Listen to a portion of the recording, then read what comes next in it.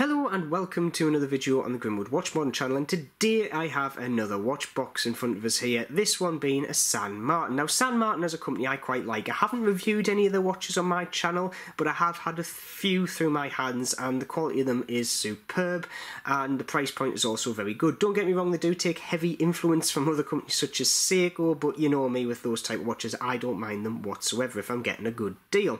The one in front of us here is actually one of the more highly spec'd ones from San Martin, being the SN043-Q, but I will get into the specs later on in the video. We shall just get straight into it, to be honest, and crack open this lovely box here. And that's what we get, a lovely blue and bronze watch there. And do you know what, I've had this on the wrist for 2 weeks and I absolutely adore it, but we shall get onto that in a second. Let's just see what we get with the actual box itself and the watch. So first off, we'll remove the packing.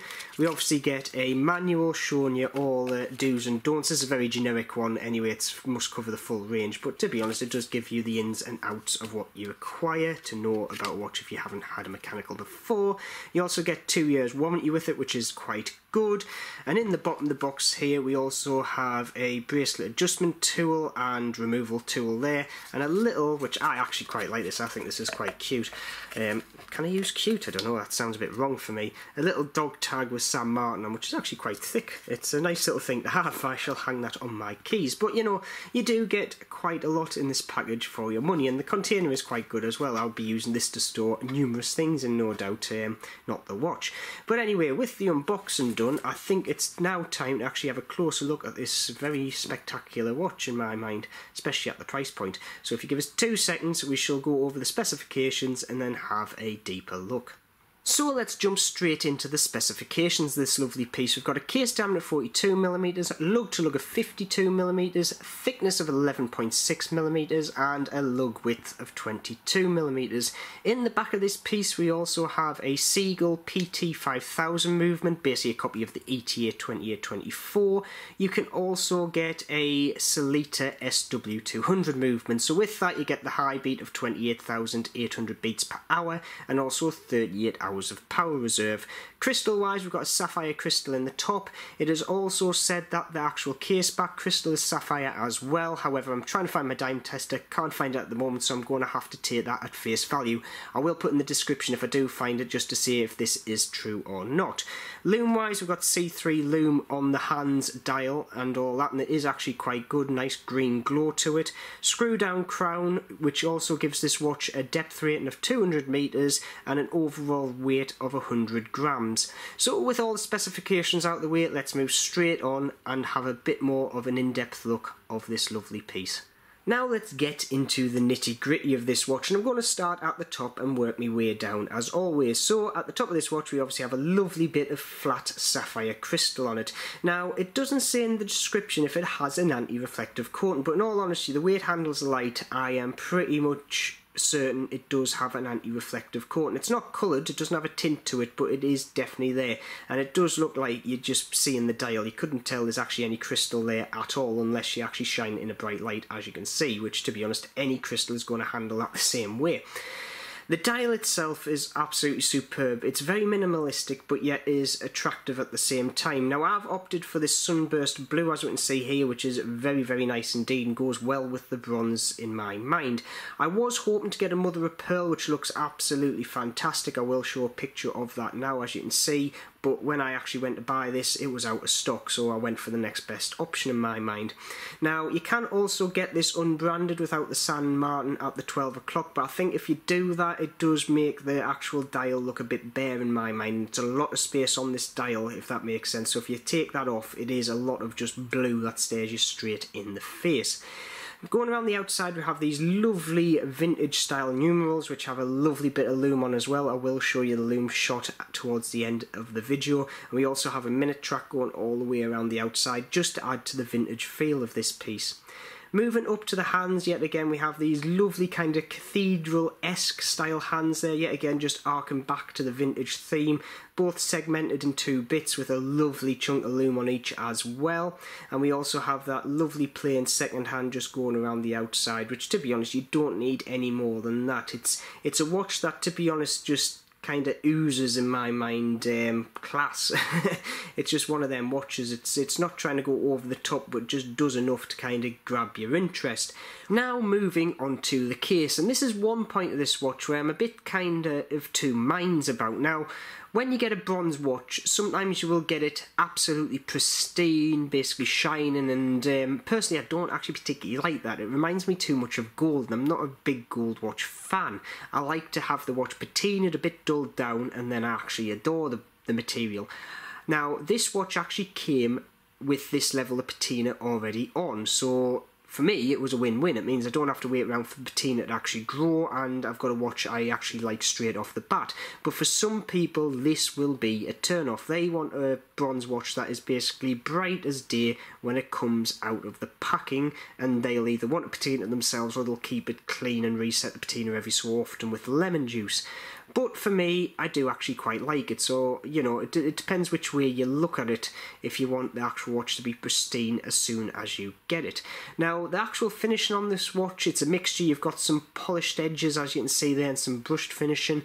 Overall, the quality is good. Don't get me wrong, it's not like, you know, £800 worth of, but you know, brushing and finishing. However, it is up there at the price point that this watch is sitting at, which I will tell you at the end of the video. We have a lovely big chunky crown there in the same bronze material, so that will actually patina the same rate as the watch. And we also have on the back a stainless steel case back, which obviously just prevents your wrist from changing a different colour and reacting to the bronze itself. The lugs also reach down onto the wrist very nicely indeed, so this watch actually does hug it quite well, even for a person with 6 3/4 inch wrists, which is on the small side. This watch does actually wear phenomenally well. Now let's turn our attention to the back of the watch, and this has got one feature that I love to see on any watch, and that's a see-through case back. Now, this is meant to be a sapphire crystal in the back of this, but I can't find my diamond tester to prove it, so I'm going to have to take the listener's gospel. But once I find it, I will update the description to say if that is fact or not. Now, the actual frame of the case back is stainless steel, so to basically avoid any bad reactions with your skin or any discoloration of your skin, that's standard in bronze watches. And it's also a screw down case back to help with that 200 metre water resistance. Now, when we look into here, we obviously have the Seagull PT5000 movement in there, copy of an ETA 2824. It's not the most decorated of movements, it is a bit rough and ready, but in all honesty, I do still like the way it looks. Now, if you have opted to go for a SW200 movement, the more expensive Swiss movement, I think it comes in the gilt form, so instead of having this all silver case back look, you will have basically bronze, silver and gilt, which I'm not too much of a fan of, I think, but you know, personal preference, and at the end of the day, this is going to be worn this way up the majority of the time. You're only going to flip it over to show off to your friends or just be in awe of that mechanical movement. So with that all done, let's move on. So with the main watch out of the way, let's have a closer look at the strap it ships with. And this is a lovely supple rubber strap. It is very nice indeed. Now it does actually have a bit of quality to it. It comes with a bronze buckle by the look of it. A lot of the times with these bronze watches, they'll come with a PVD coated buckle, the same colour as the case. However, this one does seem to have patina on it, so I would dare say this is actually bronze. And the reason why people actually have them PVD coated is so it doesn't react with the skin. So they don't use pure bronze. This one, however, I've had it on the wrist for 2 weeks now, and I can't say I've seen any discoloration on my skin, but it is something to watch out for. On the back we do have quick release spring bars, which is also a nice feature, and we also have a fair few adjustments on the actual strap itself.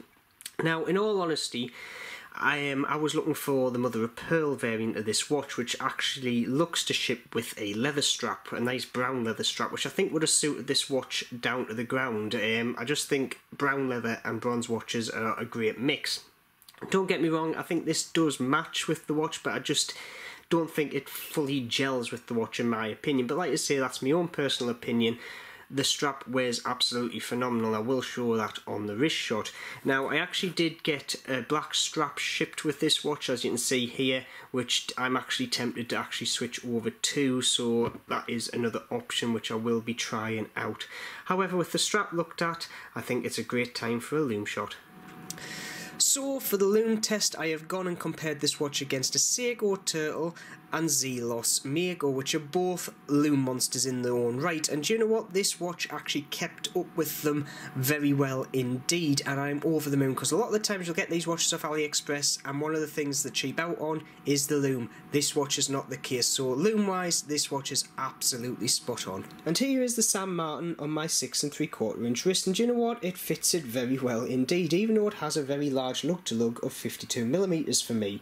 Now, one of the reasons I think this actually fits so well is because the actual lugs do curve down to meet your wrist very close to the skin, and means the pivot point actually is very close to your wrist as well, so it does fit remarkably well on the top of the wrist. The actual strap is very comfy, very supple, so your wrist can move around, no issue whatsoever.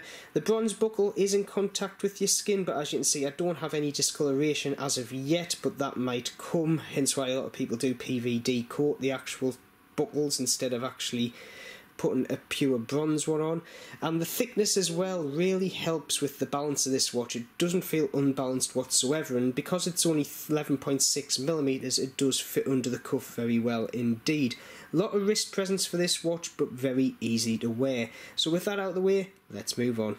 So, my final thoughts on the SN043-Q from San Martin. Well, in all honesty, it is an absolutely cracking watch for the price point. Now, I actually haven't discussed pricing of this watch yet. Now, for the Seagull movement, the PT5000, you're looking at £228. If you want the Swiss-made Solita SW200 movement, you're looking at £357, just over £100 more. However, I've got a few discounts we can put in with that. The 11/11 sale is coming up, and with that you'll be looking to pay £213 for the bottom stage model and £334 for the top tier Solita movement model. I've also got a discount code down in the description there. If you use that, you will also get £15, give or take a few pence off that as well, $20, but that was just a quick conversion rate in my head. So you'll be looking, if you go for the lower base model of this watch, under £200. Now, in all honesty, the Seagull movement is just a copy of the ETA 2824. So to grab a watch with such high specs as what you would be looking at, like high beat, 38 hours power reserve, winding and hacking, and like I say, good quality in this movement, I've put on my time graph, I'm getting plus 6 seconds a day. It is not bad whatsoever, and I'm not going to complain at the price point. Like I say, there's a few things that some people might be put off with, such as this one came already with patina on it. Some people would like the watch in pristine condition, don't get me wrong, but from a personal point of view, I actually quite like that. It saves us a job, and some people might actually think it's a bit on the big side. Don't get me wrong, it does look it, but trust me, even on my 6 3/4 inch wrist, this watch wears phenomenally well, and I think it is an absolute steal at the price point. So with that, I'm going to leave the video here. Please put in the comments, would you actually buy this watch? Would you wear it? Or do you just think it's not your cup of tea? And as always, if you have liked the video, please like, subscribe, hit that bell button for further videos in the future. And as always, keep safe, and I will see you soon.